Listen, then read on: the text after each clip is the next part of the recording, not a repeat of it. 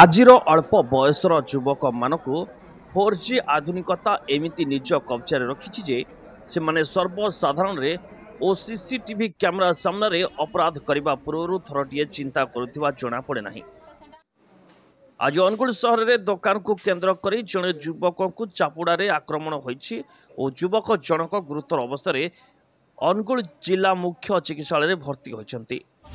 Angul town ଥାନା ନିକଟ ଏବଂ ଏସ୍ପି ଅଫିସ ସମ୍ମୁଖ ଜାତୀୟ ରାଜପଥ 55 ନମ୍ବର ଉପରେ ଅବସ୍ଥିତ ବ୍ୟସ୍ତବହୁଳ ମାର୍କେଟ କମ୍ପ୍ଲେକ୍ସ ଶୀତଳ ପ୍ଲାଜାରେ ସାମାନ୍ୟ ଘଟଣାକୁ ନେଇ ତୀବ୍ର ଆକ୍ରମଣ ହୋଇଛି। ଅନୁଗୁଳ ଟାଉନ ଥାନା ଅନ୍ତର୍ଗତ ଶୀତଳ ପ୍ଲାଜା ଭିତରେ ଦୋକାନକୁ କେନ୍ଦ୍ର କରି ଯୁବକକୁ ଚାପୁଡ଼ାରେ ଆକ୍ରମଣ କରାଯିବା ପରେ ଗୁରୁତର ଅବସ୍ଥାରେ ଯୁବକକୁ ଅନୁଗୁଳ ଜିଲ୍ଲା ମୁଖ୍ୟ ଚିକିତ୍ସାଳୟରେ ଚିକିତ୍ସା ପାଇଁ ଭର୍ତ୍ତି କରାଯାଇଛି। ଆଜି ଦିନ ଦ୍ୱିପ୍ରହର ସମୟରେ ଶୀତଳ ପ୍ଲାଜା ଭିତରେ ମୋବାଇଲ ଦୋକାନ ଦେବାକୁ କେନ୍ଦ୍ର କରି ମୁସାପାପୁଲି ଅଞ୍ଚଳର ପିଣ୍ଟୁ ସାହୁ ନାମକ ଜଣେ ଯୁବକ ହେମସରପଡ଼ା ନାଖରା ସାହିରେ ରହୁଥିବା ଯୋଗବନ୍ଧୁ ଧଳଙ୍କ ପୁଅ କ୍ୟାଣ୍ଟିନ୍ ଧଳକୁ ଏକ ଧାରୁଆ ଚାପୁଡ଼ାରେ ମରଣାନ୍ତକ ଆକ୍ରମଣ କରିଥିଲା, ଯାହା ଫଳରେ କ୍ୟାଣ୍ଟିନ୍ ଗୁରୁତର ହୋଇଯାଇଥିଲେ।